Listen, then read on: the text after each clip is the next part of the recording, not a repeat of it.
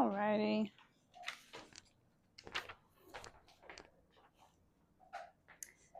This is a good one. So we're focusing on emergencies today.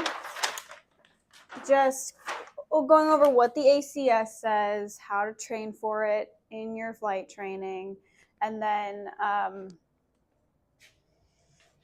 chair flying through it. But first, we will go over that test if you guys want to grab that. Yeah, we'll just review the answers. Let me pull up a copy of it so I know. All right, so the first question was a weight and balance question. And it was, what is the center of gravity of the Cessna 150 if you have the following? So you have a pilot of 125 pounds, passenger 115, bags of 30 pounds, fuel 16 gallons, basic empty weight 1,119.8, and then the empty CG is 32.45. Okay, so do you have an answer? I had 34.4. I agree. I concur. Do you have an answer? Okay, it was 32 or 34.4. I did it right. You did it. I had that it was outside because it was just like right there. So on the bottom, you need to take the loaded aircraft moment, not the CG, and then your weight. So were you going like 34 back here? Okay, so this part's a little tricky because it looks like it's asking for the center of gravity, but it's actually asking for the loaded aircraft moment. So the way you would find that, the short way that you can do it, obviously if you go through the entire weight and balance table and you add up all the total moments, you can do it that way. But because we have the center of gravity and we have the total weight, the center of gravity is 34.4, and the total weight was, I got 1490. Does that have a 7? Okay, I rounded up to 1497. So 1497 total weight and 34.4 center of gravity. If you just multiply those, you'll get the total moment. Okay. So total moment I got was 51,571.65. So I would use the 51,571 and go down here on the bottom axis. And so that's 50, that's 55. So I would say like every 2 lines is 1. So I'll go here. And then I just go up to, I got 1497, let's say 1500. So 1500's right there. And then 51 is right there. So we're in the envelope. So we're good to go. I looked at our one that we did in class, and I said yes first. But then when I started looking down at the bottom, and I was like, well, this confuses a lot of people. Yes. Yeah. I was like, no, it's not. So then I changed it. But yeah. So you just take the total moment, which was 51,000. So yeah, I got 51,565. Perfect. So then it says the loaded aircraft moment divided by 1,000. So 51,000 divided by 1,000 is 51. Okay. So that's where you would go down here and then go up, or if you want to go over, whatever you want to do. As long as you're within this envelope, you're good to go. You're good to go fly. Okay. So yes, you are within the limits. And then the third question is, what is density altitude? It's the altitude the plane thinks is that. Correct. And then I'll give you another definition. Density altitude is pressure altitude corrected for non-standard temperature. Pressure altitude is just what is the atmospheric pressure outside at the airport you're currently at. So if you go into the airplane and you set the altimeter to 29 or 9 or 2, whatever the altimeter is reading, that's the pressure altitude of outside. But then when you take the temperature and correct for that, like if it's hotter than normal, which it is, then it'll give you the density altitude. But yes, it's the altitude the airplane thinks it's flying at. And then how does a high density altitude affect your airplane? Less thrust, less lift, and less engine power. Yep. All right. And then how do extended flaps affect your stall speed? And see, I said it decreases it. You're correct. I was like, it was questionable because I always think that, okay, the more weight that you have, Mm-hmm. Paul says, how does extended flaps? So your flaps are slowing you down, basically, right? Correct. They are slowing you down. Mm-hmm. So if your speed is slower, then you're likely to stall faster. Well, no, because the stall doesn't have anything to do with the speed. Correct. Yeah. There you go. So what flaps do is they allow you to fly at a higher angle of attack and a slower airspeed. Okay. So if you're able to fly at a higher angle of attack, let me make sure I'm saying this right. You can fly at a higher angle of attack with less power. So you can fly at a higher angle of attack with less thrust in order to maintain altitude. And what it really does is it changes the shape of the wing. So now aerodynamically, the wing is actually larger, has a bigger surface area. So when you have 10 degrees of flaps, you're generating more lift than you are with drag. So if you put 10 degrees of flaps in, like if you're coming into land, you'll notice if you don't do anything, the nose bounces up and wants to come back up. It doesn't really start sinking until you do like flaps 20 and then flaps 30, flaps 40 if the plane has it. But stalling speeds, this is in the POH, figure 5.2. If you're at 0 degrees of bank with flaps up, so no flaps, your stall speed's 55 miles per hour. Once you add flaps, it slows down to 49, and flaps 40, it slows down to 48. So it decreases your stall speed. Okay, and then what is the definition of center of gravity? I had the mean part of the airplane. When the airplane is perfectly balanced, it's the center point. Yeah. It's like a seesaw. Mm-hmm. Yeah, like a seesaw. It's the pivot point of a seesaw. It's where all the weight is concentrated in the airplane. And then the definition of arm. It's the distance from the datum to the applied force. Yep. And it's measured in inches. All right, and then how does a forward center of gravity affect the airplane? I said it affects the lift. All of the weight is concentrated in the front. It causes problems in controlling and raising the nose, especially during takeoff. Yeah, so it can make takeoff a little harder. It could make the flare a little bit harder, but the airplane is more stable with a forward CG. And we think of stability, we think of stall recovery. So when you recover from a stall, first thing you do is push. So forward CG helps with that. Okay. So more stability, less fuel efficient though. And then an aft CG is the opposite. It's less stable, better fuel efficiency, and harder to recover from a stall. So that's what makes it less stable.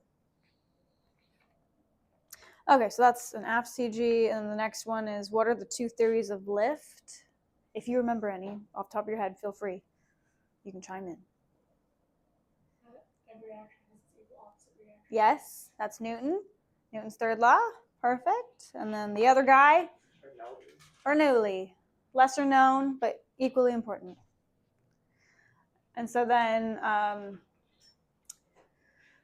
Newton's third law of reaction has equal opposite reaction, and then Bernoulli is as a fluid, or in this case air, as air speeds up, there's a simultaneous drop in pressure. So with lift, you have a drop, you have less pressure on top of the wing, and then it's acting like a suction, sucking the airplane up. Cool. And what is the definition of airfoil? An airfoil is, it could be any surface such as a wing, propeller, rudder, or trim tab. It provides an aerodynamic force when it interacts with the stream of air. Did you look that up? I looked it up. Okay, because I was going to say, I haven't heard that the rudder and the elevator count as airfoils. I could be wrong though. I've just heard that propeller and wings are airfoils. Okay. What is the definition of angle of attack? Anyone? The angle at which the chord of the aircraft wing meets the relative wind. Yep, angle between the chord line and the relative wind. And then when does the airplane stall?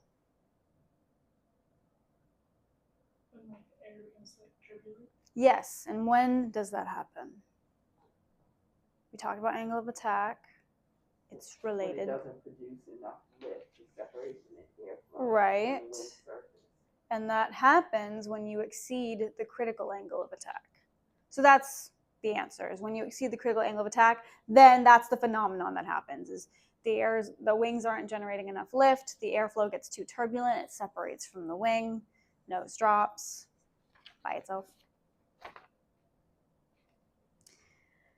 How does a higher weight affect stall speed? I had that it increases it. Yep, increases stall speed, so you stall sooner.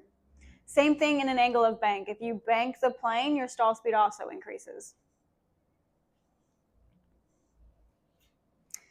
What is maneuvering speed?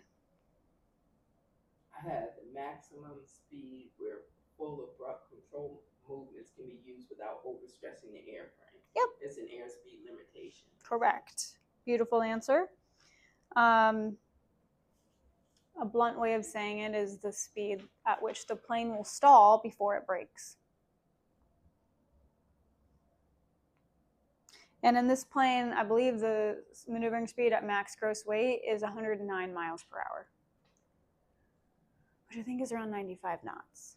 So when we do maneuvers in the 150, we don't go faster than that. You want to stay at or below maneuvering speed.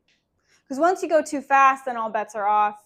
You could break the plane before it has a chance to stall. Okie doke. Calculate takeoff performance of the Cessna 150 in the following conditions. The weight is 1,600. The airport elevation is 3,800. Temperature is 81 degrees Fahrenheit. Headwind 2 knots. Hard surface runway.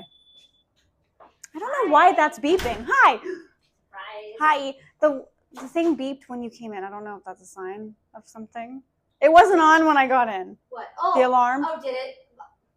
But it just beeped. Okay, it's fine. Okay. It probably, I don't know what was going on with it. Okay, I just wanted to make sure. Thank you. Sorry, in the camera. Thank you for letting me. Are you sitting here? No. Okay. No. Thanks for letting me know. Somebody might have turned it. Jack, the lender, he might have came in and turned it off. Got it. Okay. I was like, okay, it wasn't on. Okay. It's too hot for people to be here. What's wrong with I them? know. I know. It's okay. Let's see. Okay, we're on the takeoff performance stuff. Okay, so I made this tricky on purpose. So I purposefully gave you guys an elevation that was not on the chart. But I also purposefully gave you an elevation that was in between two different elevations. So 3,800 is directly in between 2,500 and 5,000. I think it was actually like 3,750. I rounded up to 3,800 just to see if anyone would catch on. Okay, so here's what you're gonna do. Is you're gonna what's called interpolate. You're gonna go in between both of them. And so I had you do the ground run and the total to clear a 50-foot obstacle. So we have to do both. And we have to remember a couple things. One, these numbers are at standard temperature, which is 50 degrees Fahrenheit at 2,500, 41 degrees Fahrenheit at 5,000. So one of the things you have to find out is what is the standard temperature at an elevation of 3,800, which is in the problem. So what you could do is you could just go in between 41 and 50, which you could guess. I added 50 plus 41 degrees Fahrenheit, divided it by 2. I got, I think, 45. Yeah, so 45. Okay, so at 3,800 elevation, the standard temperature would be 45 degrees Fahrenheit. That makes sense. It's in between 50 and 41, roughly. I think it was 45 and a half, so if you want, you can round up. Okay, so now we need to figure out, at standard temperature, 45 degrees Fahrenheit, what's the ground run of an airport at 3,800? And what's the total to clear a 50-foot obstacle at 3,800? Is it on? Did I screw it up? Sorry, I don't know. No, you're fine. I was like, I don't know. It's on. It is? Yeah. How do you know? Because it Sorry. says stop. No, you're fine. I was like, did I forget to post it? Sorry, It's okay. I wanted to make sure I thought I'd see like a little red. No, you're fine. No, Totally fine. my bad. Continue. Okay. So the ground run at 2,500 is 910. By the way, the headwind's 2 knots. I'm going to use the 0 headwind knots because 2 knots isn't much. And you'll notice that the ground run gets shorter as you have more of a headwind. So worst case scenario is a 0 knot headwind. So let's just calculate for worst case scenario. So at 2,500, it's 910. And then at 5,000, the ground run's 1,115. And this is the ground run. And then the total to clear a 50-foot obstacle for 2,500, it's 1,660. And then for 5,000, it is 1,985.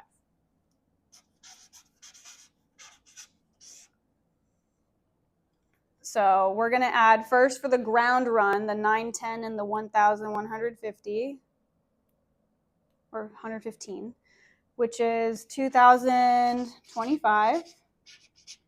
And then just divide it by 2, because we're looking for the middle, because 3,800 feet is in the middle. So that's 1,012.5. Okay, so that's our ground run at 3,800 feet at 45 degrees Fahrenheit. So that's like a quarter of the problem is now done. And then we'll do the same thing over here for the 50-foot obstacle clearance. So 1,660 plus 1,985 is 3,645. Divide by 2. I got 1,822. Make sure I got the right numbers. 910 plus 1,115, and then 1,660 plus 1,985. Okay, yes. Okay, cool. Okay, so at 3,800 feet elevation and 45 degrees Fahrenheit, it would take you 1,012 feet to take off just a ground run, and then 1,822 feet to take off and climb 50 feet and clear an obstacle. But we have to remember that the problem had it, I think, at 81 degrees Fahrenheit, so hotter than standard. And there's a note down here that says increase the distances 10% for every 35 degrees Fahrenheit, increase in temperature above standard for that particular altitude. So I set it up to where 81 degrees was 35 degrees Fahrenheit above 41. I think it's 36, but we'll use 35. So we're going to increase all these by 10%. So 1,012.5, and you're going to add 10% to that. And same thing with the 1,822, you're going to add 10%. Plus 10%, which is 1,113. And then 1,822 plus 10% is 2,004. Okay. And then you want to add a buffer, because why not? Because, you know, you're students and you're learning, and you're not going to employ the perfect takeoff technique, and neither am I. So let's just add, I just tell students, you know, add another, kind of depending on the situation. Like if you're at the airport that you fly out of all the time, you're super familiar with it, maybe just add like a 5% buffer. If you're at a brand new airport, you've never been there before, add 10%, add 15%, whatever your comfort level is. If we're at an airport of 3,800 feet, I don't know I didn't have an airport in mind. So let's just assume we're not familiar with it. Okay, just add another 10% to that, which is going to be something along the lines of 1,200 feet, 1,300 feet, and then this will be like 2,200 feet. Okay, use that number then. Just take into account the airport, the terrain, the weather, how you're feeling that day, how familiar are you with the aircraft, how proficient are you with the aircraft. If you haven't flown in 2 months and you're just doing this to get current, okay, use that 10% buffer, use that 15% buffer. So that's roughly the answer for your takeoff distance for that problem. And then I think I also had to do the landing. I came up with something similar. Okay. I said, I did have it 2 different ways. Okay. I came up with approximately 1,200. Okay, that's great. For the ground run. Yeah. And for the total clear, I came up with, my first answer was 2,065. Okay. And then I kind of changed it up and I did 2,535 feet. Well, you're going to be safe either way because you got the higher end. That's fine. I'd rather you be on the higher end than not. I'm not looking for precision. I'm just looking for, this is the basic answer. If you got something a little higher or if you added your own buffer to it and made it longer, cool. I'd rather you do that. I'd rather you be prepared and then pleasantly surprised, like, oh, it only took me 1,800 feet to take off. Like, great, okay, well, you were prepared for 2,000 feet or you were prepared for 2,200 feet. But would it be wrong on the test because it's going to be multiple? Would it be multiple choice or would it be? Oh, you're talking about the written? Yeah. The written, it's going to look more for precision. So I'm trying to remember what they have on the written test for these kinds of things. I feel like they don't usually have it where it's a problem that you have to interpolate like that. Usually it's just like, okay, if you have a 10 knot headwind at sea level at standard temperature, what's the ground run? They're just making sure you know how to read the performance chart. I don't remember there being any questions on there where you have to like interpolate like what we're doing. This is just more for a real life scenario, especially in this type of POH, like the older ones where they don't give you a whole lot of options elevation wise. When you get into the newer airplanes that have like the 400-page POHs, they will lay out like at 1,000 feet, at 2,000 feet, at 3,000 feet, 4,000, like they go all the way down to like 10,000 feet. So it's a lot easier to find a more precise answer. But what's nice about this is it's a little bit more challenging, but it makes you think and develop the critical thinking skills to calculate performance with the information that you're given. And also another thing to note is that this is for a hard surface runway. So there's another note that says if you're operating on a dry grass runway, you need to increase the distances by 7% of the total to clear 50-foot obstacle figure. So, and that includes for both ground run and the actual total to clear 50-foot obstacle. So always read the notes because they're going to tell you for different situations you need to add this or decrease this. Okay, and then landing distance, you're just going to do the same thing. So you'll do 470 plus 495. Divide that by 2, which I already did it. It's 482. Perfect. And then the total to clear 50-foot obstacle, I got 1,165. I approximate I got 1,274. That's fine. Okay. Cool, 1,200. And then we both got 42. And then, okay, this was another tricky one that I meant to be tricky on purpose. It says increase the distance by 10% for every 60 degrees Fahrenheit temperature increase above standard. Okay, so an increase in temperature it also affects your landing distance, not quite as much, because you don't do anything technically until it's 60 degrees Fahrenheit above. I gave you a situation where it was 35 degrees above, so just take 5%, because 35 is a little bit more than half of 60. So, but it's what we should just, we're taking the information we're given and we're using critical thinking skills to be like, well, it's not 60 degrees Fahrenheit, but it is 35 degrees Fahrenheit. So that's roughly half of 60. So I'll add 5% to my distances. So I got 506 for the ground run. And then I got 1,218 for the 50-foot obstacle thing. So you could, that's how I did it. But I meant for these to be, not like a point blank find the answer. I wanted this to be a little tricky. Cool. Does that make sense? Okay.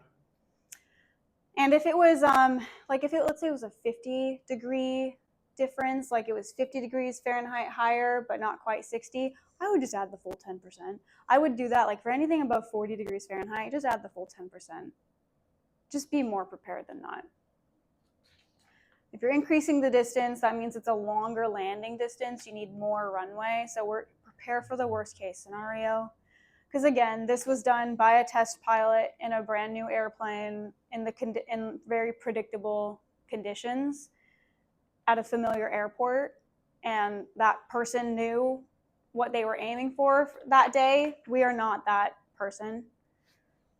We have a lot more unpredictable situations occurring, so you might as well just add that buffer, be safer,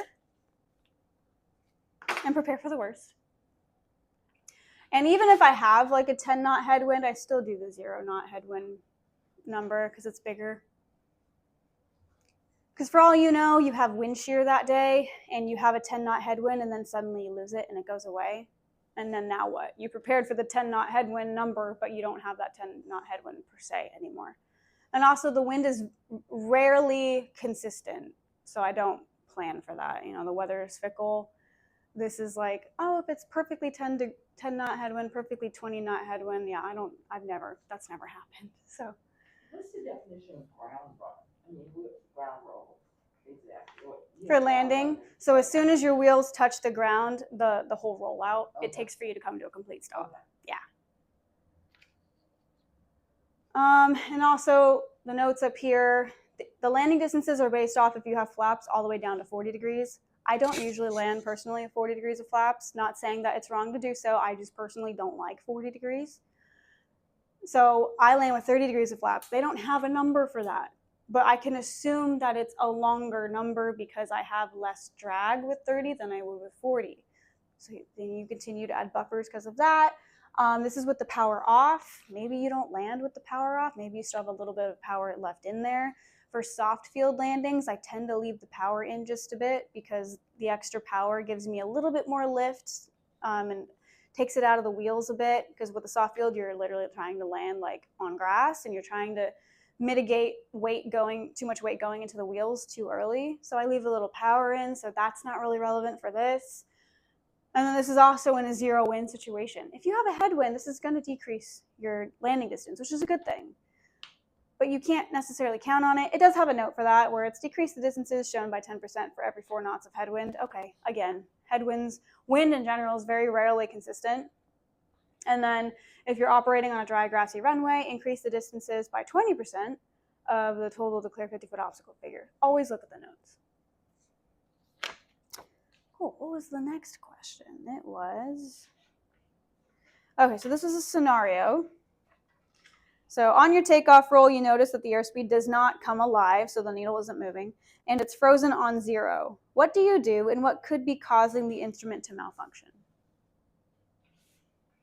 So normally on a takeoff roll, you know, what I do on takeoff is I'm like, okay, heels are on the floor, needle's alive, gauges are green, on center line. Needle's not coming alive on the airspeed indicator. So what do you do? Well, the pitot tube could be black. Correct. Yep. Whatever. Absolutely. Or it could be an instrument malfunction. Mm-hmm. So if the pitot tube is black, yeah, you at that point enter some carb heat to try to melt it a little bit? Carb heat is for the carburetor. So are you thinking pitot heat, maybe? Yeah. Okay, so you're probably thinking of pitot heat. I know by personal experience that will not work because I took off in a 310 and I had to abort my take. I just gave you the answer. Abort the takeoff if the airspeed doesn't come alive because you need the airspeed indicator. I had to abort the takeoff, and then I was with a CFI, so we tried again because I was like, maybe it was just me. Tried it again. Airspeed wasn't coming alive. We aborted the takeoff. We got out, and I did the pitot heat test because it was like in the wintertime. So I did the pitot heat test. I knew the pitot heat worked. I looked at the pitot tube. I didn't see anything in there.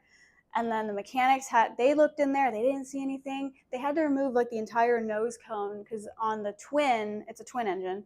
On the twin, the pitot tube's right on the nose. It's not hanging off the wing. They had to take it off. And it's a lot bigger of like a hole. So bugs get in there a lot easier. Well, on the pre-flight with the pitot heat on, there was a bug in there and I had melted the bug. And it was like too far deep in for me to see on the pre-flight, but it was blocking the pitot tube. And they had to like blast it out by like pumping it with like air pressure and stuff, but it smelled horrible. So the pitot heat is not going to help you because I'm just telling you that now. It's going to melt the whatever's in there. Unless it's ice, it would help if it was ice. But if it's like a bug, which most likely would be the cause, apparently it just made the situation worse. So. And that's why I put those pitot tube covers on. Yeah. Because I was like, I don't need to do it this time, but it's the one time that you don't. Totally, do it, literally. but taking that thing apart, it's happened in my plane too, and I'm like, oh Literally the one time that you don't do it, it's on there. And I think that plane had like just put on the flight line, so like it didn't have a pitot cover on it yet, and the mechanic was like, we need a damn pitot cover on this plane, and I was like, yeah, well, yeah. So yeah, needles come alive, abort the takeoff. You know, you can, if you're comfortable, you can try it again. It could have just been, I don't know, the angle of where the wind was coming from, because those pitot tubes are in a fixed position. So, you know, if the wind hits it at a certain angle, it might not move the same way, or it might not be accurate. So you can try again, but if it's not coming alive the second time, just pull off the runway. And you're probably gonna have to taxi back to park, shut it down, and look even deeper in there. If there's something, if you still can't see anything in there, we're gonna have to get a mechanic out. Do not stick anything in the tube to try to like search for anything. You're probably just gonna shove it farther back. So, you know, don't put anything in there. You can shine a flashlight. If you can't see anything, well, who knows what the problem is? Let a mechanic look at it, because they're probably gonna have to take off the pitot tube. And what could be causing the instrument to malfunction? Yeah, blocked pitot tube, bugs. If it was cold enough and it would be iced over, I mean, you should have caught that on the pre-flight, you know, in theory. Okay, what instruments are included in the pitot-static system? The altimeter, the vertical speed indicator, the airspeed indicator. Yep, all the needles. Okay, you're flying the traffic pattern with your CFI and it starts to rain. It's still VFR at the airport, but it's a little cold outside. What are some issues you consider and how would you mitigate them? So we're in a carbureted Cessna 150. We kind of just talked about some, Yeah. you know, considerations. I'm going to consider whether ice is forming. Mm-hmm. And so I might initiate the carpet a little bit earlier. Yeah. Than, you know, than Absolutely. And then I was saying, is there any way, or do you think it should descend a little bit faster than normal? Not, you know, if we descend at 500 feet per minute, could you descend a little bit quicker to get on the ground? So if you had picked up ice and you looked outside and you could see ice forming like on the fuel vent or the pitot tube, because those are usually the first places you'll see the ice because they're little surfaces that are poking out. If you saw ice, yeah, I'd want to get down faster, and I would descend faster and keep my airspeed up, because you don't know if there's ice on the wings. And if there's ice on the wings, you don't know what your stall speed is now, because now the wing shape is different. And there's nothing in the book that's going to tell you what's your new stall speed with ice on the wings. You just don't know. So yeah, I would go faster, and I also would not deploy flaps on landing, because if there's ice on the tail, if you deploy flaps, that changes the shape of the wing, and then it also redirects the airflow at a different angle onto the tail, and you could end up stalling the tail, which is tricky to recover from, especially if you're at pattern altitude, so you're lower. So if I was picking up ice and I was in the traffic pattern, I wouldn't do any flaps, so no flap landing. And you want to get down as soon as practical. If you're in the pattern, you know, you're fairly safe because there's an airport right there. If you were like on a cross country and you're not near an airport, I would just find the nearest airport and land, even if it wasn't like my original destination. If you caught the ice early, there's always a possibility that you could turn around and go back to where you came from, because maybe there wasn't ice back there. Maybe it just, you know, it got colder if you were coming, like if you're flying like from Auburn or from Sacramento up to like Truckee, like obviously it's higher elevation, so it's cooler up there. So maybe you just descend and come back to where you were coming from. But yeah, does that answer your question? Yeah. Landing faster? Yeah, you would land faster. And no flaps for ice. But yeah, ice would be the consideration. So putting the carb heat on earlier to prevent carb icing, because what could carb icing do to the engine? Well, the carb heat's going to introduce heat, yep. But what happens if there's icing in the carburetor? What could happen with the engine? Not necessarily blood. the carb heat, so if you introduce the carb heat and there's ice, when we talk about flooding, we're referring to fuel specifically. We're not talking about like water. So if there's carb icing, if you don't correct it, you could have an engine failure. That's kind of what I was getting at. When you introduce carb heat and there is ice in the engine's going to get better or get worse before it gets better, because now you have water in the engine, because now it's melting the ice, but it will get better. So you kind of, it'll take like 3 or 4 minutes. It's very uncomfortable, but it does get better, and you just have to let it ride with the carb heat on.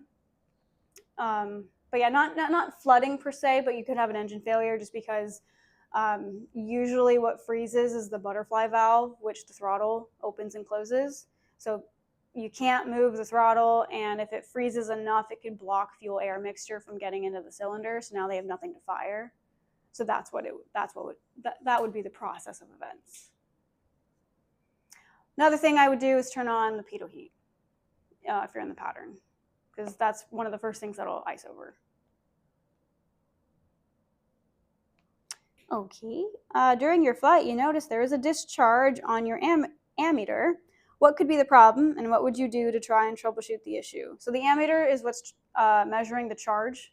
So the alternator charges the battery, and you can see if it's charging or discharging on the ammeter. So what do we think is happening? That happened to Lexi. Well, you may have either a bad battery or a bad alternator. Yeah. Yep. So I would try to check my circuits. Okay. To see, if possible, I would try to check the wires. You probably won't be able to check the wires, but yeah, because you're in a 172, right? A nut tree, so you probably have circuit breakers. Yeah, you can see if any of them popped out. You can push to reset those one time. If you push to reset, they stay in, cool. If you push to reset them, they pop back out, leave it alone. But yeah, you can try to push and reset those. If you guys have the Cessna 150 checklist, it'll tell you what to do with an electrical failure, because that's what's happening. Is and an electrical failure is imminent if you don't land. So if you have a discharge, it means that the alternator is not charging the battery. So the battery's pulling energy, and you probably have about 20 minutes left of electrical power. If you have an electrical failure, do you still have the engine? Yeah. Yes. So engine is still running. That's what matters. Yeah. So you just want to, you want to land. I wouldn't, if it's a daytime VFR day and I'm in a not busy airspace, I'm not going to declare an emergency if I lost electrical. If I was talking to ATC, I'd let them know as soon as I could because you lose your radios at some point. So I'd try to let them know. But your first thing to do is fly the plane, get it down. And it is important to land, like you said. Yeah. Our situation that just happened, it was the alternator wasn't working, so she thought she had time and she took it right back and landed, did what she was supposed to. But it wasn't the alternator; it was the cam. Okay. It was a piece. It was a cam, and I don't want to say it wrong. Camshaft. That was camshaft. I don't know. Well, camshaft is for the engine, but yeah. I think there's a piece there's a cam piece that's attached to the alternator that holds it on. on. You have the rotor and the stator. I have a picture of it. Okay. So I'll show it to you later. Okay. Well, actually, I have it now. So this piece right here became disconnected from the alternator. So technically, someone else could be up there flying around thinking, I just lost my alternator. If I lose my radio or my battery, no big deal. But in this circumstance, even though they lost their alternator, there's a loose piece going around up there, and that could cause bigger problems. So when one thing goes wrong, potentially more things could go wrong. So here's a picture. You can pass it around. Well, it was this piece right here, and alrighty. And he's got our whole engine off because you can't get to it that easy. That sucks. So okay, it's I'll show you guys, but here you can if you want to pass it around and you can flick to the other picture, but. It was the broken alternator, piece, but it was something else. So when there's the engine. In an airplane, so it's completely off. Really good. So that's the oil filter. These are what. Let's see. Those That's are- a good picture. I'll send it to you. Yeah, this is great. Mhm. That's what the cylinder. So the pistons are in those. There's 4 of those, so 2 on each side. They're horizontally opposed, so that just means you have one here and one here facing each other. You could have. I completely just blanked on the name. When it's in a circle, I completely just blanked. It begins with an R. Yeah. Like a rotor engine where it's in a circle. Yeah, all the cylinders are like in a circle. These are horizontally opposed. Let's see, what else do I know? It's the exhaust pipe. I don't know if you can see the mags in this picture. It's a great photo. I think that's where the mags are. But yeah, it's so good to learn looking at an engine when it's taken apart. This is the part that's broken, part of the alternator. And then this is our plane without its nose and without its engine connected. And here's the engine. So the mechanic was pissed because he had to pull the whole engine out to get this Yeah, I can imagine. piece. That's the oil filter. That's the cylinder, one of them. There's 2 right here, and there's 2 on the other side. And it broke the safety wire. That's what happened. Oh. So you had to get to it. It broke the safety wire. Exhaust. Wow. Yeah. Oh, that's such a bummer. How annoying. Nice. Poor Lee. Super, He just had to I take feel that so whole bad. thing off. So bad for him. Okay, That's his job. Yeah. that's true. Yeah. All right, let's see. What are the 4 strokes of a piston engine? Intake, compression, combustion, and exhaust. Yup. And we just answered this. If you had an electrical failure in the plane, will the engine still run? Ollie says yes, and Ollie is correct. What components of the aircraft will not work during an electrical failure? This kind of depends on the plane. So Well, you fly a slightly different plane, but I'll let you answer it with what you have. it's going to be your alternator, your battery. You're going to lose communication. Mhm. But won't you also lose your landing lights? Yeah, you'll lose your lights, you'll lose your radios, your navigation. You'll You use have like 20 minutes or so. Yeah, 20-ish. You'll lose your flaps. So the Cessna 150, the flaps are electrical. Most 172s are older models, though. They have the Johnson bar, so those are not electrical. So you would still have your flaps if you have the bar. The Piper at Girls Love to Fly is a Johnson bar, so we would still have that. So you still have flaps, which is cool.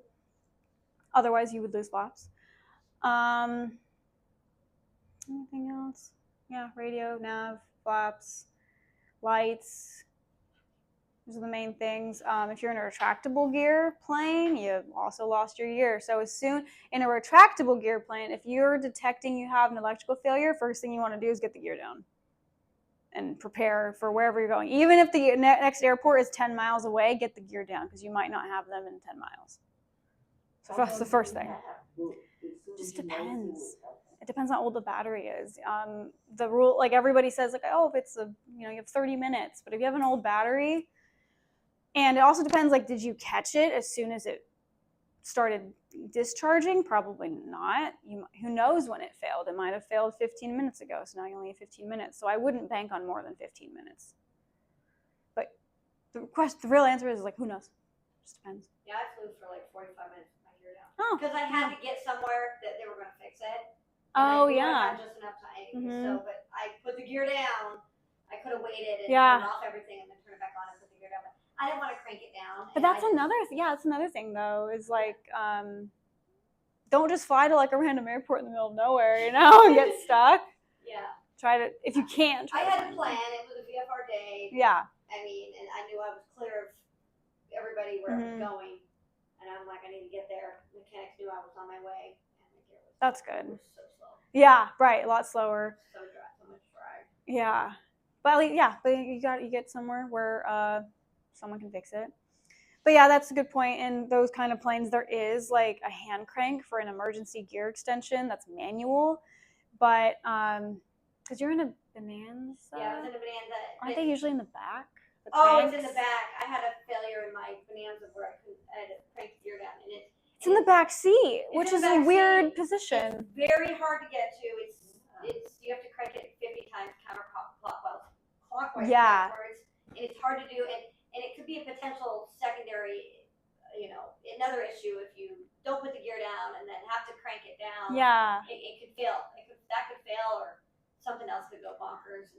Yeah, but then it prevents you from flying the plane too. Like if you Yeah. have to reach back and crank it 50 times, and they're not easy to crank either. Like Yeah. I don't know. It's No, they're so hard. yeah.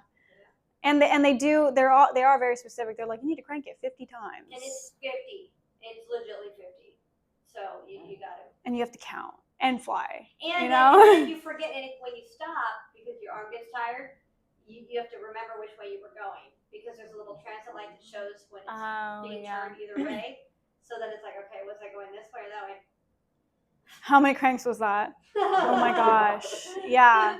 But if you guys, if you move on and get like a complex endorsement, so you get some time in a complex aircraft, they should make you do an emergency landing gear extension just to get the experience.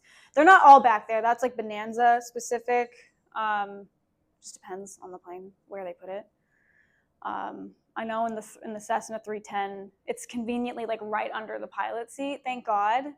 But even then, it's like still hard to crank and fly at the same time, because like I'm already short, so I can barely see over the panel. So now I'm bending down, I can't see anything, and I'm like cranking it. And you're trying to fly, maintain altitude, not hit anything, all of those things. I think we have a few more questions on there. Oh, okay. You're at McClellan Airport. The winds are 200 at 10. What runway are you going to use, and what is the crosswind component? So we have 16 and 34. Winds are 200 at 10. That's weird. I don't know if I got that right. Okay. What did you say? I said 27. Oh, are you using that? Okay, you know what? That's my fault because I put them so close together. Okay, no, that's fair. You would be correct. Because what is it? Is it 27 and like 9? Yeah, you would be right if you were using that. So you're right. If you were at McClellan specifically, you would use 16. Because 200, the wind's coming from that direction. If you're taking off landing on 16, when you're lined up with runway 16, your compass and your heading indicator are saying 160. So 160 is closer to 200. The other option is 340, which is farther away. And what is the crosswind component? Okay, that's where. So your answer will be different because you use 27. Yeah.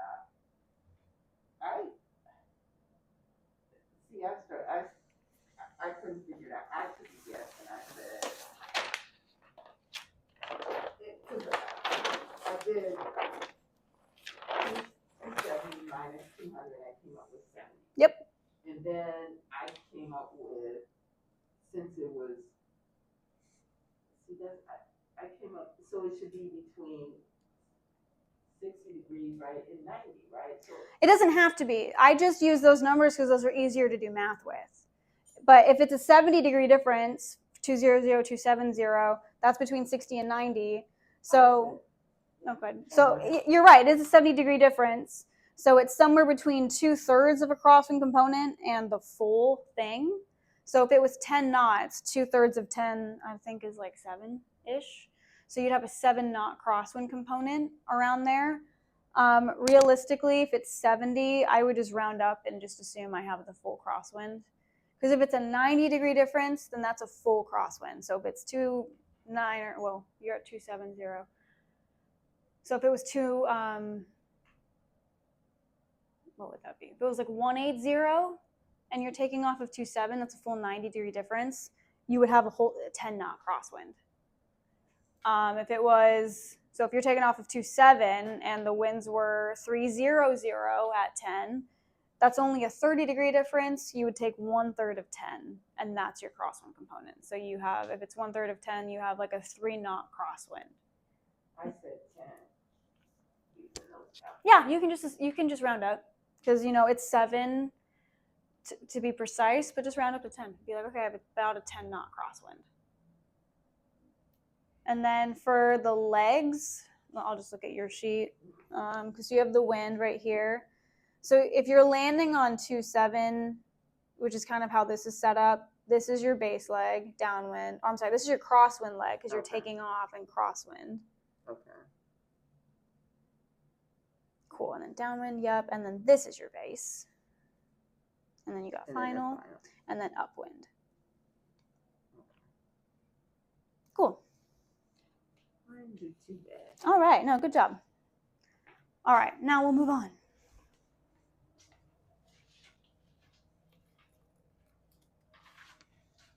Alright, I'm gonna sneak out of here. I got a fundraiser to go to. Ooh, fun. So I'm gonna head out and do Okay. that. But you guys have a good session. Thanks for Hang in. stopping by. You're welcome. See you later.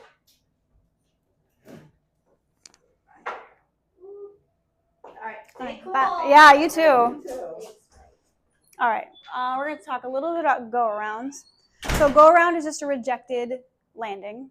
And you could go around, honestly, for any reason. These are the main three. You'll go around if you're unstable. You'll go around if, and it happens a lot, if some idiot taxis onto the runway in front of you because they weren't paying attention. You'll go around if ATC tells you to go around. So when I mean an unstable approach, here's what stability means to me. A stable approach is when you're on airspeed, on center line, and on glide path. When I say glide path, the most comfortable, most common glide path, which just means like at what degree of a slope are you descending? The standard is a 3-degree glide slope. So you're descending 300 nautical miles. It's 300 feet per nautical mile, which is roughly 500 feet per minute of a descent. So we like 500 feet per minute of a descent. If you're like at 800 feet per minute, I would call that unstable because that feels like you're diving at the ground. If you're not on centerline, if you're way over here and centerline's right here, because maybe the wind blasted you off center and you overshot, or maybe you turned too early and you're way over here, and maybe you're on a short final, you didn't give yourself enough time to get over on that center line, that's not stable. So on center line, on glide path, on airspeed. If you're too slow and you don't know how to fix it, go around. If you're too fast and you don't know how to fix it, go around. Airspeed for your pattern work depends on the plane. For the 150 on the downwind, I would aim between like 80, 85 miles per hour. On the base leg, I would be around like 75 to 80 miles per hour. And then on final, I'd be around 70 miles per hour, 65 miles per hour on short final. If I'm turning base leg at 65 miles per hour, which is my short final airspeed, that's too slow. If I can't fix it by the time I'm like half a mile away from the runway, just go around. You don't want to have to fix anything on short final. By short final, I mean when you're like half a mile away from the threshold. If you're a mile and a half away, if you're doing a wider pattern, you've got some time on final to fix some things, as long as you're comfortable and you don't have to do anything crazy. But if you're low and you're slow and you have to add full power just to maintain airspeed, you might as well use that full power and just go around. You can go around for other reasons though. You know, it just depends. It just depends on the person, depends on the day, depends on the plane that you're flying and the runway that you're using. Runway incursion happens a lot. People aren't paying attention. They're not listening to the radio if you're making your radio calls. And they just taxi out right in front of you when you're on short final. There's not enough time for them to take off and for you to land. And this is at non-towered airports. Runway incursions, they happen at towered airports, they do, but it's a little bit more rare because you have a controller literally telling people where to go and when they can enter the runway and when they can't. So it's a little bit less likely. Happens all the time at non-towered airports because people are not paying attention. If you're on a 1 mile final and someone taxis out in front of you, it just depends on your experience. If you are familiar with that airplane and you know that they're gonna take off in time and you can time it right, you might not need to go around. But if you're not sure, just go around. If you're ever not sure, you just go around. If anything, you should just assume anytime you're in the pattern, you're gonna have to go around. If you get to land, that's a bonus. That's cool. Get in the mindset of just assuming you're gonna go around. Or an animal could enter the runway. Yeah, little bunny out Bunnies, foxes, Coyotes, have seen it all. Turkeys, deer, all sorts of things. Yeah, and so that would also count for a rejected takeoff. So you should definitely practice rejected takeoffs as well. Do a rejected takeoff when you're at rotation speed. It's a little jarring to be at rotation speed, which is in this plane around 60 miles per hour, and to just cut the power and then have to get on the brakes. So practice those, because I don't think rejected takeoffs are practiced enough and they're not required on your check ride, but I think they should be. A go around is required on your check ride. And for go arounds on check rides, you'll most likely just end up doing one anyway by yourself of your own decision, because for check ride landings, you have to meet within certain standards. And if you're not confident you're going to meet that standard, then you just go around. But if you don't end up doing a go around for any of your landings, the examiner is going to have to tell you to go around. So they're kind of like acting like ATC, because sometimes ATC will tell you to go around if you're at a towered airport, because there could be something happening on the runway that you can't see, but they can, and it's not safe for you to land, so they'll tell you to go around. So in terms of going around, if you're landing with full flaps, the earlier you make the go around decision, the better. You know, don't force anything. If doing a go around when you're like 5 feet above the runway, it's hard, because you're at a very vulnerable spot, because you're going to do full power and climb. But as soon as you do full power, that nose is going to jump right up. And that's when a power on stall could happen. Because so you have to do full power and maintain positive control. You have to kind of prevent that nose from climbing too much. And in a carbureted plane, you got to do full power, carb off, climb, and as soon as you can, start retracting your flaps incrementally. So if you're at flaps 30, don't just go all the way up. You know, go up to flaps 20, go up to flaps 10. Once you're at flaps 10, you can climb really easy. And I would say once you're at 70 knots in a 172 or 70 miles per hour in the 150, once you're at a stable airspeed, then you can do the rest of the flaps up. And then communicate when you can. That's the last thing to do. So I say don't do flaps all the way up immediately, because as soon as you do flaps all the way up, the plane will sink. And then you're going to want to pull up. If you pull up because you're sinking and you're too slow, you're just going to slow down even more and possibly stall. So you need to make sure you have a nice buffer of airspeed before you do flaps all the way up. So the full thing is, if you're going around, is full throttle, carb heat off, flaps up to 20, make sure you're climbing, checking your airspeed. Make sure you're not going to hit anyone. If someone's taking off underneath you, you need to go to the right side of them, or to whatever side the pattern's not on. If everyone's over here, because this is like the downwind side, then you go to the upwind side. That way you can keep that person in sight, and you're not going to hit anybody on a downwind. So go to the dead side of the pattern, sidestep over, keep them in sight, focus on flying the plane, focus on your airspeed, focus on making sure you got full power, you are climbing, and then get your flaps up incrementally. So how I would do it is, if I'm doing a go around, I'm going to do full power, carb heat off, flaps up to 20, make sure I'm climbing, airspeed. Okay, I'm getting stable, I am climbing, flaps up to 10. I'm just going to hang out here, about 70 miles per hour, flaps all the way up. McClellan traffic, Cessna 61329er, going around 16, McClellan. Going around 34, McClellan, whatever runway it is. That's all I have to say. Going around 16, whatever runway you're on. If someone's taking off, I'll add that I'm going around on the upwind 16, I have departing traffic in sight. And if I don't know where they're going, then when I have time, I'll be like, hey, to departing traffic at McClellan, what's your direction of flight? Because I want to know, if I'm over here, are they going to turn this way to depart, or are they going to turn that way? So if they're turning that way, then fine. They're out of my way. If they're turning this way, that could be a problem, and we need to coordinate. They either need to extend, or they need to turn under me. We need to talk. Maybe I need to do a 360, or I need to do something, but I need to know. So you talk to them. There's a go around checklist mnemonic, and I think it's the 4 C's. So it's cram, which is full power, cram the throttle forward, cram, carb heat, climb, clean. cram, carb heat, climb, cream, clean. I personally don't use that just because, as you can tell, I messed it up. You can use whatever you want. I'm just going to give you that as a tool. I personally, my own head, I'm just like knobs, airspeed, flaps. Knobs means throttle, carb heat. Airspeed, make sure I'm climbing, make sure I'm not too slow as I start putting the flaps up. That's my own thing. If you like the 4 C's, use the 4 C's. Just have something to make sure that you are configured for the go around properly. So again, for me, it's knobs, airspeed, flaps. And that's just my own thing, but feel free to use it.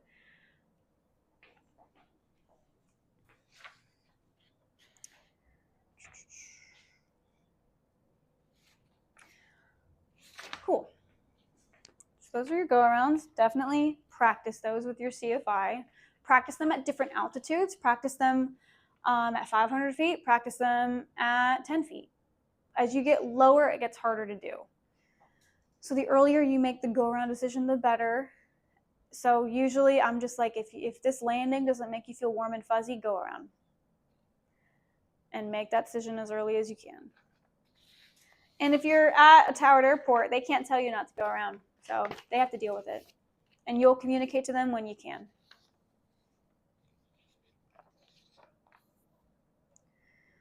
Let's see, we talked about stable approach. The effects of atmospheric conditions, including wind and density altitude on a go-around or rejected landing. So density altitude, if it's a high density altitude, do you think that's a good or a bad thing?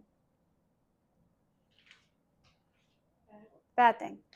Because it increases your landing distance. If it's hot outside, your true airspeed will be faster, which means you're moving through the air faster.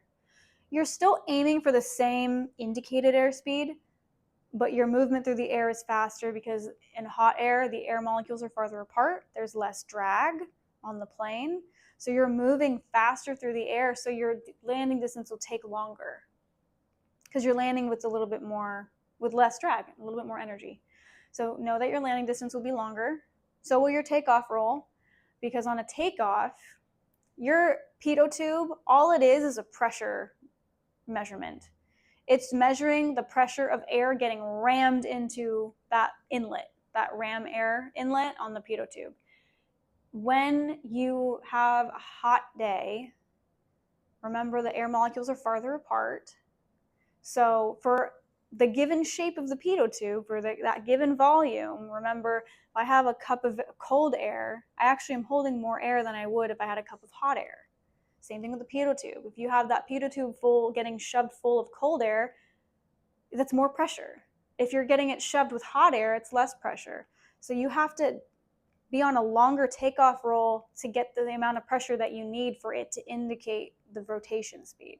So 60 miles per hour is the same speed you're aiming for, but it's going to take you longer to get that airspeed because there's less pressure going in at a time. Same thing with landing. You're still aiming for the same indicated airspeed. If you're aiming for 65 over the threshold, you're still aiming for that, but you might need to add power on a hot day because, again, the pitot tube is just measuring the amount of pressure. If it's hot air going in, not a lot of pressure, you need to go a little faster with adding power to get that same airspeed indication.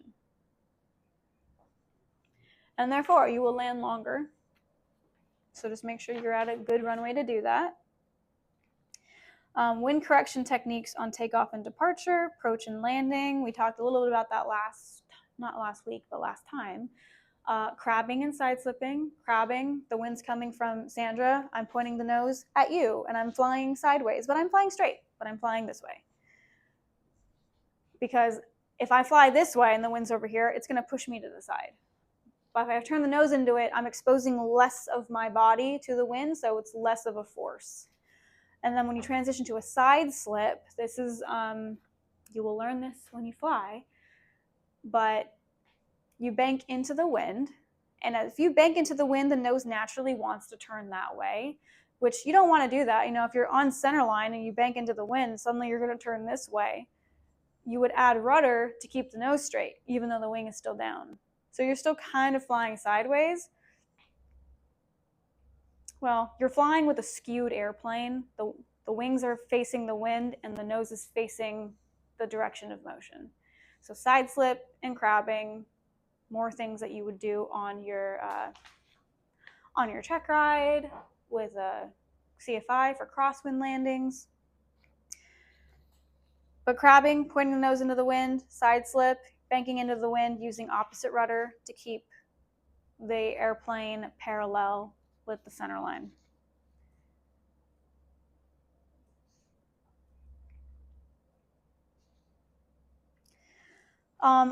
Back on the go around thing, you really need situational awareness. You need to know if you're doing a go around on top of someone, underneath someone, what side of the airport you're going to go to.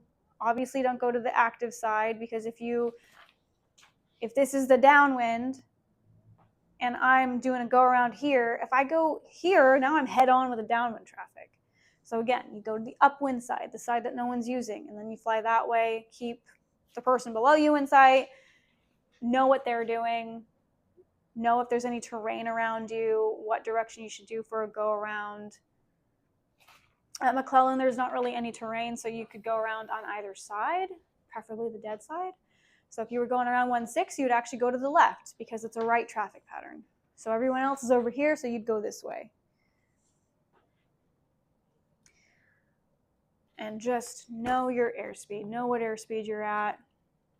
On your climb in the 150, don't be any slower than 70 miles per hour. In a 172, I would also say no slower than 70 miles per hour, or 70 knots. As long as you know your VX speed and your VY speed. I know in a 172, VX is usually like 65. Don't be any slower than VX.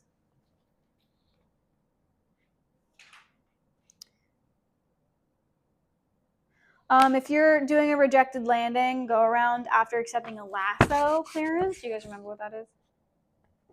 It's LAHSO, land and hold short operations. So that's when you have intersecting runways. And ATC wants to know if you can land on one of those runways without entering the other one. And you can deny it. You can say no if they ask you to do it.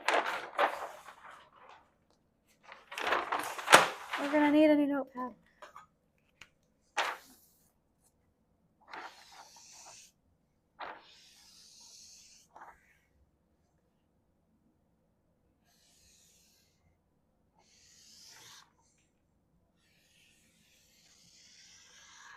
Maybe you're at an airport that looks like this or something like it. Land and hold short. They're saying, hey, can you touch down and land and then stop before the other runway? That way they can let someone else land on that runway without worrying if you're going to hit them. You can always say no. You can say unable. They'll ask you, are you able to accept the lasso clearance? Unable. Or affirmative, how much landing distance do I have if you don't know? It's published in the airport information on the chart supplement. But if you don't have that information ready, ask ATC. So can you accept the lasso clearance? How much landing distance do I have? You have 3,000 feet. Affirmative, I can accept a lasso. Or negative, unable. Depends on what you're comfortable with. But if you need to do a go around, because maybe you just can't, it turns out you can't do it, the wind's changed, something happened, for whatever reason you have to go around. You need to be aware, where is the other traffic landing? Because one of you is given a lasso. If you were given the lasso, they don't have a lasso. They're allowed to use the whole thing. So you need to be aware of where they are. If they're landing over here. And if you're going to do a go around, you should probably do a go around in whatever direction the departure end is. So if they're landing over here and you're doing a go around here, I wouldn't turn this way because they're probably higher. So I wouldn't turn that way. I would turn this way because at this point they're descending and they're getting lower and lower. They'll touch down. Hopefully they're on the ground by this point and you're well above them. So you go around in the opposite direction of where they're going to touch down. They're going to touch down over here. You go this way. You have to be aware. Go-arounds in a lasso are a little bit more tricky because of that. So don't accept them if you're not confident that you can make that landing. I would say for like a student who, I don't know, if you're a student and you're like in your stage 2, if you're in your stage 2 phase, so you're like on the cross country stuff, so you're fairly versed in landing, I would say don't accept the lasso if you have anything less than 3,000 feet. So just another personal minimum to think about is like, I'll accept the lasso, you know, if it's like, me personally, like I would do it if it was like 2,500 feet. I'm comfortable with that. But with a student, I'd be like, hey, no shorter than 3,000, dude. If you're like pre-cross country, but like you're post-solo, I would say nothing less than 5,000. Why put yourself in that situation? Because that's where things get more advanced. Does it depend on which aircraft you're flying also? Yeah, that's a good point. Mm-hmm. You know, to accept the lasso? Absolutely. So like I'm thinking of 172s because that's what I primarily fly. So I'm comfortable at 2,500 feet of a runway. If I'm in a twin engine, I don't want anything less than 3,000 because those take a little bit longer to land. Anything faster than a twin, I don't know if I've really flown anything faster than a twin. So I don't know. But like if you're, you know, obviously like of a jet, they need a minimum of 3,000 just to land in general. So, you know, they probably don't, that's why they don't give really lasso to jets. It's like if you're at a busy airport where jets go and it has intersecting runways, they're going to give you the lasso clearance because if you're a 172 or a 150, you don't need that much distance. But it just depends on the pilot. Making radio calls, again, as you are able. Your primary priorities: aviate, fly the plane, navigate, don't hit anybody or anything, and then communicate when you can. Going around McClellan traffic, 61329, or going around 16 McClellan, or Sacramento Tower, 1329, I'm going around, I don't know, 17. Like to re-enter the traffic pattern. Yeah, don't climb any faster or any slower than VX, whatever that is for your plane. It'll be on the checklist. I think for our plane, it's like 64, 65 miles per hour. For 172, it's probably that in knots. Yeah.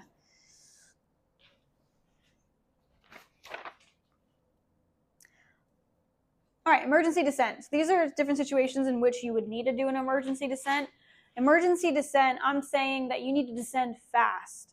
Usually, like with an engine failure, you pitch for best glide, which in this plane I think is 70 miles per hour with no flaps, or 65 miles per hour with no flaps. And most 172s I've flown, it's about 68 knots. You don't do that with an emergency descent. You're trying to get down fast. So you're pitching down, you don't want to exceed maneuvering speed, but you're going to be at like 100 miles per hour, 100 knots in a 172. So you're getting down fast. So some scenarios, if you had an engine or an electrical fire, you're not pitching for best glide because you're trying to get down quicker with an engine fire. If it's a failure, no fire, okay, best glide, that's fine. Engine, if something's on fire, if anything, if you descend fast, maybe you can put the fire out. Not guaranteed, but that's kind of the idea. Is like maybe we can put the fire out, but if anything, we need to get down before this thing, you know, the fire enters the cabin, smoke enters the cabin, because now you have an engine fire and you can get carbon monoxide poisoning. So you descend in the 150 at 100 miles per hour. We don't exceed maneuvering speed, which is 109 miles per hour. And there is a checklist for these fires. So like for engine fire, basically you shut off all the fuel. So the fuel valve is off in the 150, it's in between the seats. So if I'm in the pilot side, I'm reaching down with my right hand, turning the fuel off. I'm pulling the mixture out, I'm cutting off fuel to the engine.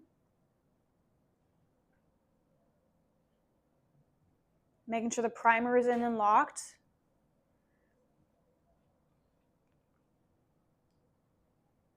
And I'm probably not going to put flaps in, so I might as well just turn off the master switch. If I can, I'll communicate to like NorCal, ATC, and be like, Mayday, Mayday, Mayday, Cessna 61329er, engine fire.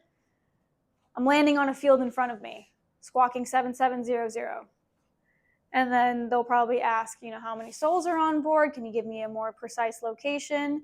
If I can, I will. But I'm squawking 7,700, so I'm flashing on their radar. So they should pretty much know about where I am. But, you know, it's like I'll be like, I'm 3 miles west of Lincoln or wherever I'm at if I can. But what ATC doesn't understand sometimes is your priority is to fly the plane, not talk to them. You do what you tell them what you can because they're there to help. But if you have to give up flying the plane in order to talk to them, you don't do that. You fly. A lot of them are not pilots. They don't quite know or understand what your responsibility is. Your responsibility is to get the plane down and fly that plane all the way down to the crash site. Engine electrical fire. If it's electrical fire, similar. You want to turn off everything electrical because it could be one specific light that's causing a fire. It could be just the COM1 causing a fire. So all the electrical stuff is off. All the lights are off. You want to check if any circuit breakers are popped out because that could be the cause.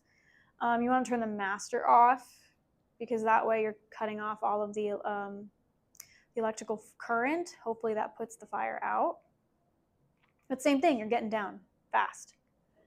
Another thing, not in this plane because it's not pressurized, but in other planes that are pressurized is depressurization.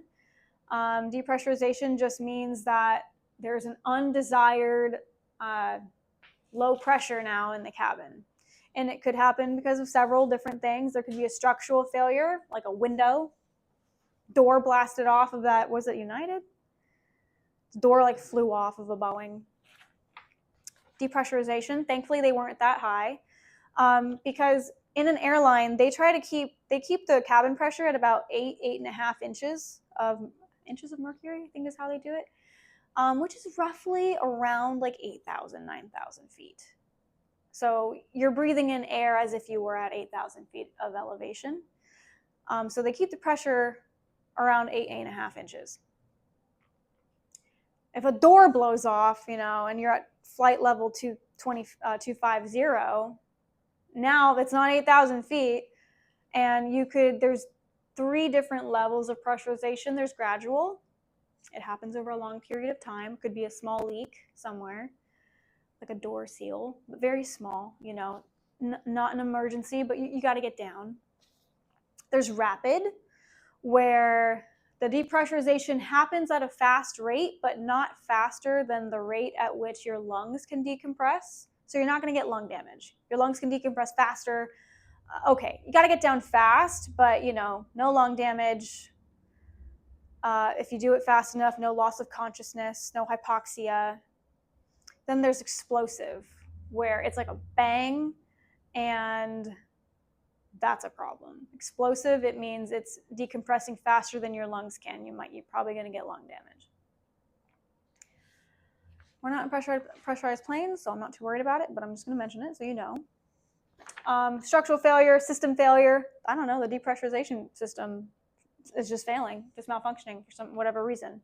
Or it's deliberate, which is, you know, someone deliberately messed with the pressure in a hijacking. That's, you know, very far-fetched, but it is a possibility.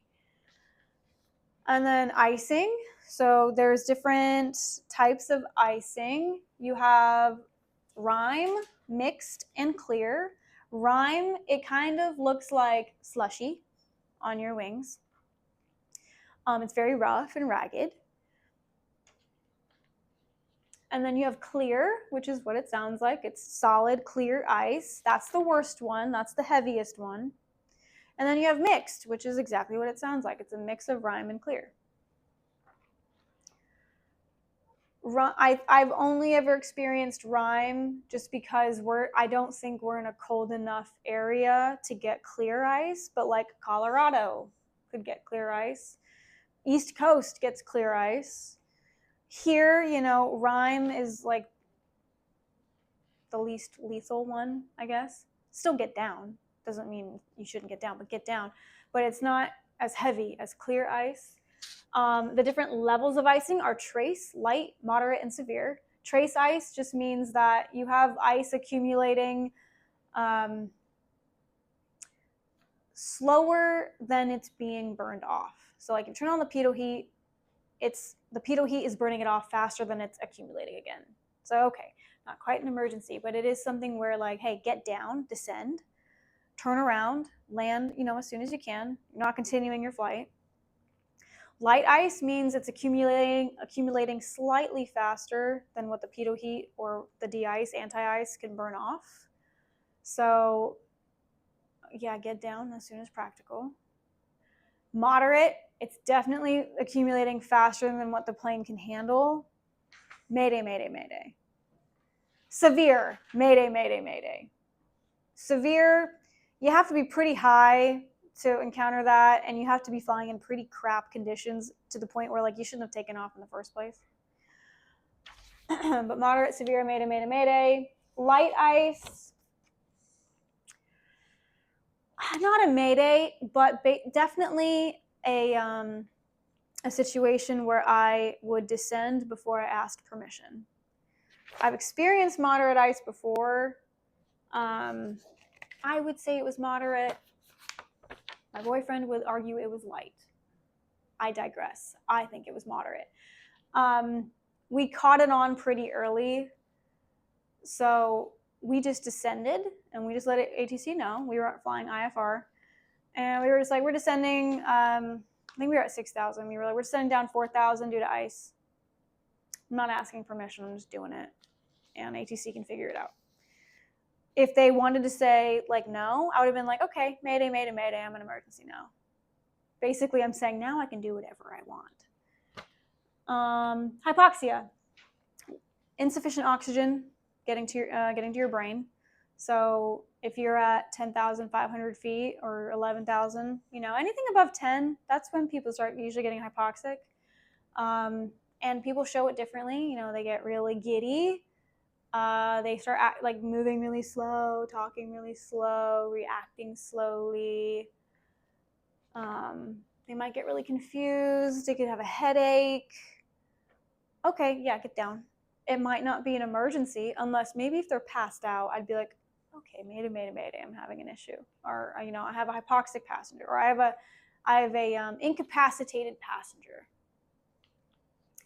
Carbon monoxide poisoning could happen if you have an engine fire and the smoke gets into the cabin. So that's another thing with the engine fire is you want to open all the air vents. If the cabin heat or cabin air is on, turn it off. Because the cabin heat is pulling heat from the engine, so you'd be pulling in that carbon monoxide. So turn that off, close those vents, but open the air vents, open a window. And yeah, you want to get down because you don't know how much carbon monoxide is in your system. You don't know when you're going to become incapacitated. So nowadays, there's a lot of things you can put in the plane that are carbon monoxide detectors. In both the Cessna and the Piper at Girls Love to Fly, we have sentries. They're little white boxes, and they give us, traffic awareness on our flight, but they also are carbon monoxide detectors. So there's like a woman voice that will be like, caution, carbon monoxide is like 70, I think it's like I forget the unit. It's like pounds per something. But they'll be like, caution, carbon monoxide level is such and such. So it's detecting carbon monoxide in the area. So you get down. Just go land as soon as practical. Get out of the plane. And you'd let Jamie know. Your CFI would let Jamie know and be like, hey, there's a carbon monoxide warning that went off. Might want to have the plane looked at. Could be an exhaust leak into the cabin. But yeah, close the vents. Just get down. In terms of like a rapid emergency descent, engine electrical fire for sure. A rapid or explosive depressurization. Light, moderate, severe icing. And then carbon monoxide poisoning. Get down. Yes. So with the plane door that came off, would it have been like the depressurization, would it have been like explosive or would it? I feel like they weren't high enough for it to be explosive, but it would be rapid for sure. I think thankfully they were just on takeoff, and I think they were only like they weren't even that high. I think they were at like 8,000 feet roughly when it happened. So definitely survivable. Like no one's lungs are getting crushed or anything. So I think it was probably more rapid, if anything. But yeah, thankfully it didn't happen like, up in the flight levels. And it was a female pilot at the time, and she handled it very well. These are your plane limitations. So it's assuming max gross weight.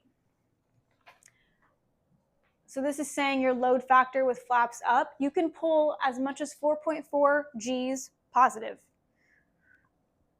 So like in a really steep bank or like a really steep climb, it would be really hard to pull that many Gs in a 150. But that's the limitation. It's 4.4 Gs positive with flaps up, or 3.5 Gs positive with flaps down, full flaps. In a rapid descent, the max you could do was negative 1.76.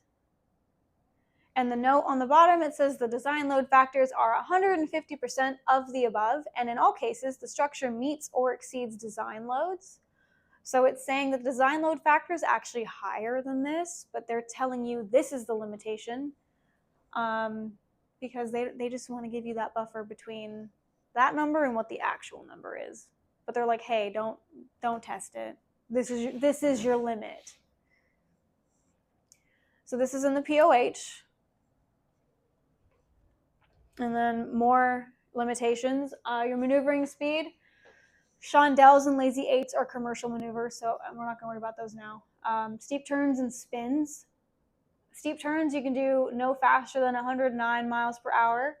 Spins, you can use slow deceleration. I do believe there's an airworthiness directive, though, for this plane that prevents us from doing intentional spins. So you can't practice spins in the 150. Airspeed limitations, never exceed speed.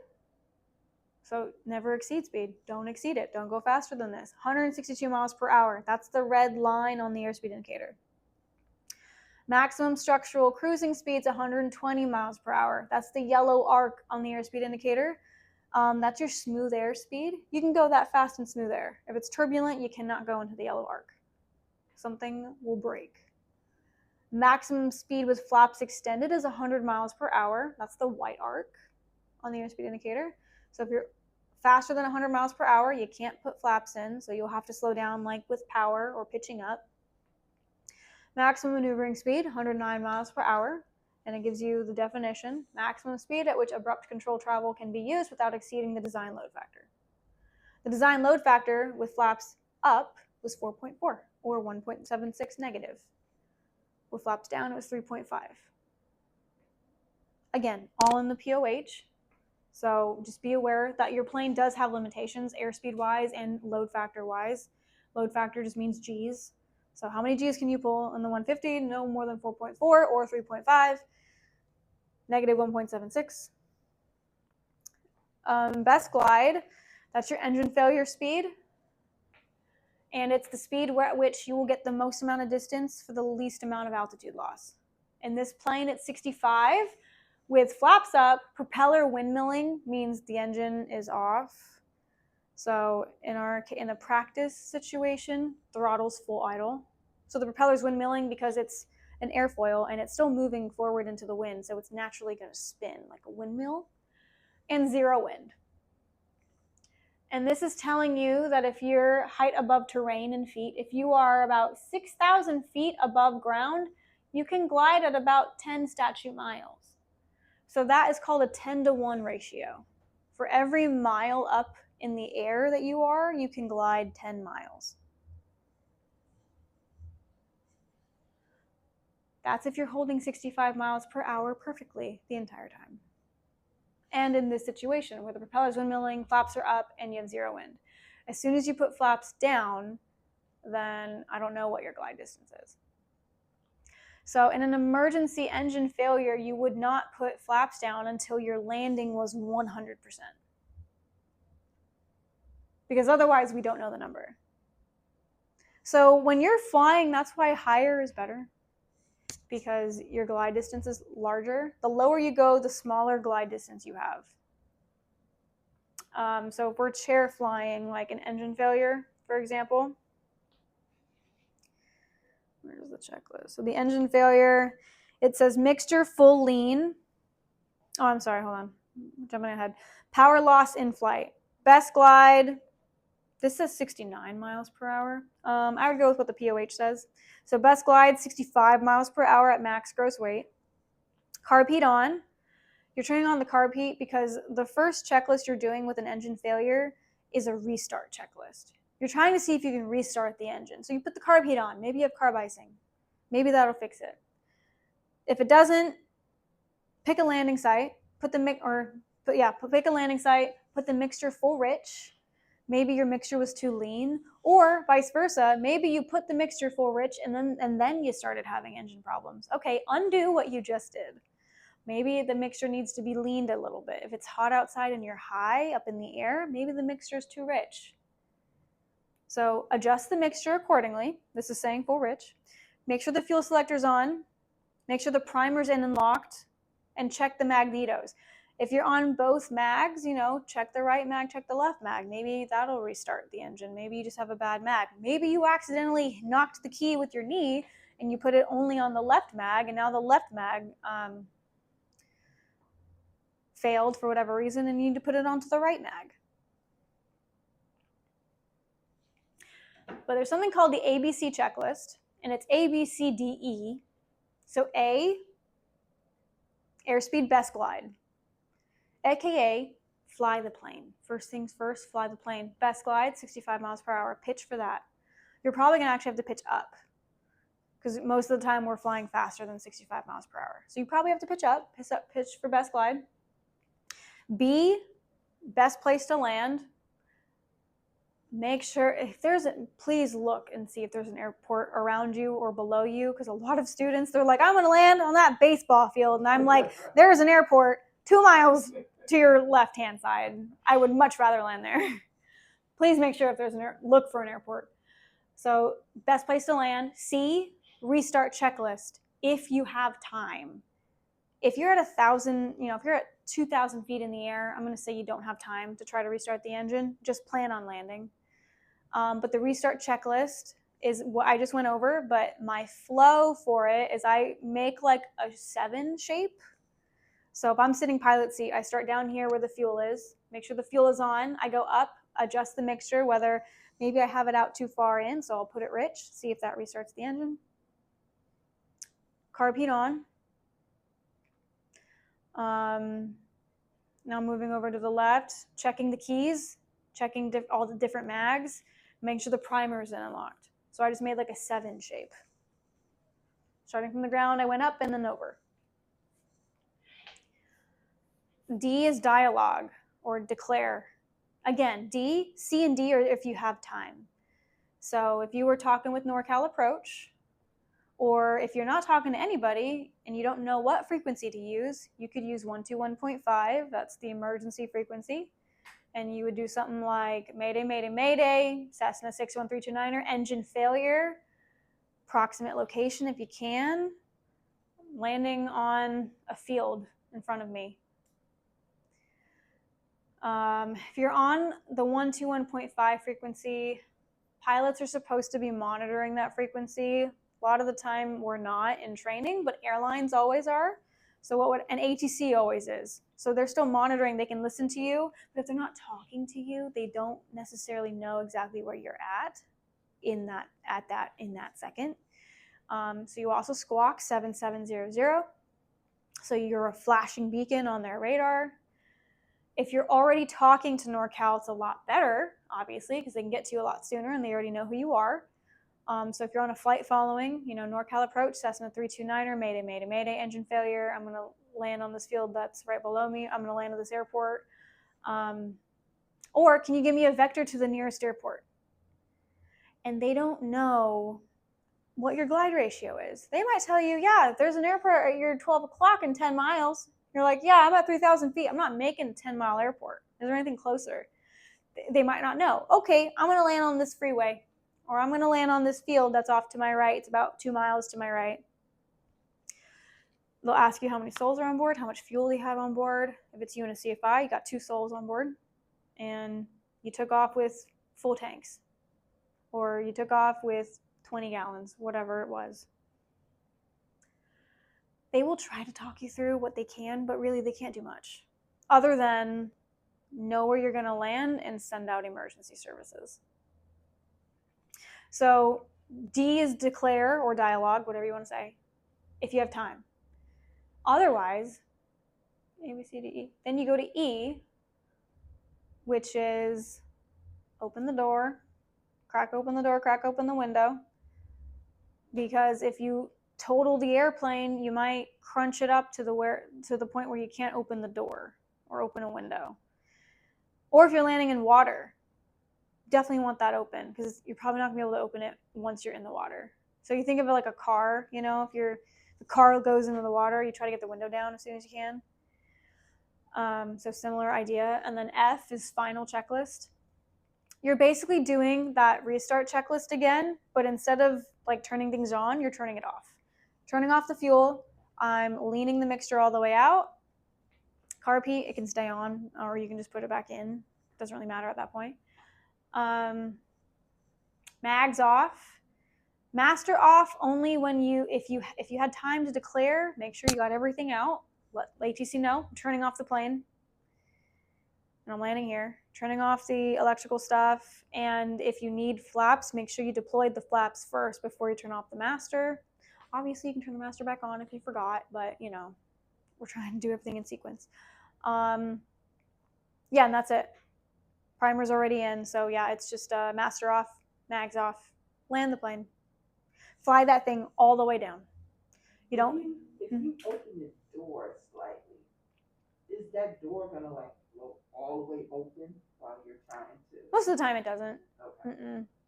You know, it might flutter in the wind a little bit, but most of the time I've had doors open before and they've never like flown open or anything. Especially if you're going into the wind, usually it keeps the door actually pretty closed, but at least it's cracked open to where, you know, if you crash and the airframe gets screwed up, you can hopefully still open it. But yeah, A, B, C, D, F, or A, B, C, D, E, F. That's the flow I have. And then if you have time and if you can, you back it up with a checklist. Make sure you didn't forget anything. But if you're at 6,000 feet, you have time. Try to restart the engine. If you're at 2,000 feet, probably not. Plan to land. Take into account the wind if you can. You know, if there's a tractor kicking up dust somewhere, you can kind of determine the wind from that. If you can see the trees, any flagpoles nearby, smoke, just something that would indicate the wind to you. If you're near an airport, check the airport weather. But yeah, if you have time, yeah, use ATC. Like, hey, make them do the work for you. Make them find the airport, give you a vector. And when I say vector, I'm like, hey, give me a vector to the nearest airport. They'll say, okay, turn left 270. You left 270, that's your heading now. And then they'll continue directing you until they're like, hey, do you have the airport? It's 4 miles, you're 12 o'clock. Airport in sight, or not in sight, negative contact.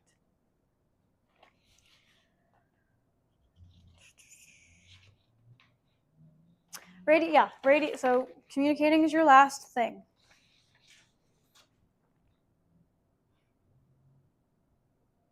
That